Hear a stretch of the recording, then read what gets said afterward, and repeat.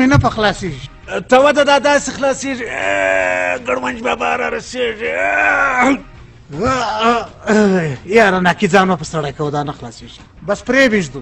ته څه لکه د سیمې زکام را پورې نشته یې هاخوا ته ورته هغه توړی راواخه. د کار نه د جګې رنګ دې دی. اوس یې ګور.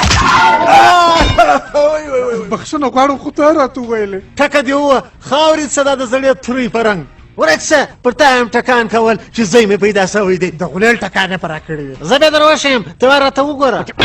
ولې تخنه ولا ستا دا ستا یوه لا بله ستا د ماما بله واره زر سر خلاصوه پوه شوې. ته دا کار اوس کولی سې؟ دا خو نو اودس غواړي.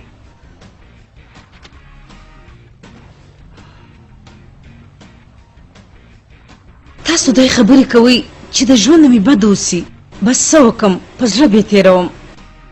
زه به مې ګډوه اوبه در پیدا کړم. زه چې و تا ته ګورم په یوه ګډوه اوبو به دې کار نه وځي. تاسو یو وړنده لوبې کې اخته یاست چې کومه ورځ لوی سوي دي موږ ځین توبهګار سوي یو. اختر را روان دی هګۍ به جنګومه روغنۍ به پخومه.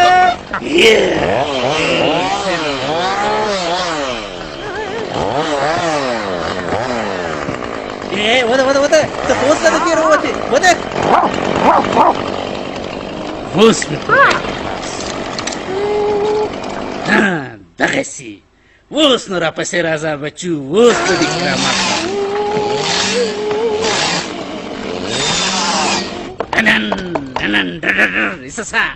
هغه خلکه اوس بیا پزونه پرې کړې وه څه کوې کوټه خدای دې غرق نه کړه. ته ودرېږه دا د سالګرې د کیک په رنګ اوس دې پرې کوم.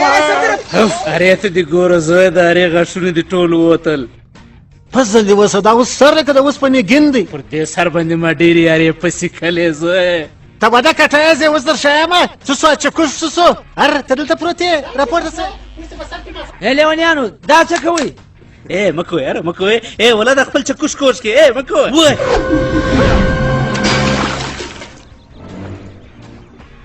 د خدای فضل وسو کنې اوس بیا د کار ایستلی وای. ستوی خو دا څه کړي؟ یار تی خو دا چې کلچو ته خو ما پرېږدي څه غال مغال سره سم کړی دی. ښه موږ دلته په جنګ اخته کړي خپله دلته کلچې راته خورې نسمارنه. اتم مم رادا دې بیا خوره په دواړو خوښو یې وخوره بیا خوره. خره دا خوله نه خوږونه دي خوږونه نو خوله دې چېرې ده؟ د عقلو بچیانو هاخوا ته درځئ چې ځای در هلته بیا څه ستا پلار پړی چې شي دی د وړاندې زه دې شي به کار نه لرئ.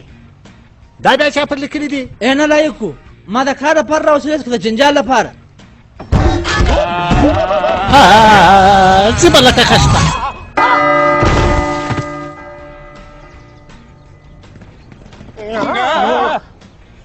ښه دا لاندې کوژ ورڅوک پروت دی؟ یونه سلمچي چې پر ایلاس وه. ته خو ګرسنه مه ګایه هغه د کچرو توپه وخت چېرته پکښې باید درځئ چې د غسل تیاري وکړو. راچسپان رسئ پر دغه لار باندې پسې راځئ.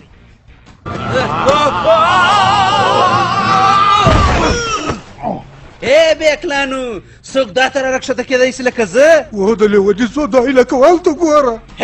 بیکلانو دا چمونه زما سې زده کړ. هر د زغه لکه دا ټانک را باندې لسو ولکن څوک وپېژني.